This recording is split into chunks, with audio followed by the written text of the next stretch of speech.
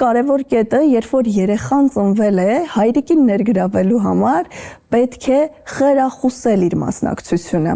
Երբեմն մայրիկները ունենում են խանդի զգացողություն, վախենում են, որ միգուցե իրենց երեխան հնարավոր է կապվի ուրիշի հետ, ընդհուպ միջև երեխային խանդում են հոր հանդեպ եւ չեն վստահում երեխային հայրիկին։ Պատճառ են բերում, որ չի կարող խնամել, չգիտի, սխալ կանի, կվնասի։ Այո, ընդունում ենք փաստը, որ շատ հավանական է միջին վիճակագրական հայ տղամարդը չիմանա երեխայի խնամքի կանոններ։ Այս դեպքում կնոջ աջակցությունը շատ կարևոր է, որ չենք քննադատում, բայց միևնույն ժամանակ բացատրում եւ ինֆորմացնում ենք ինչ պետք է անել։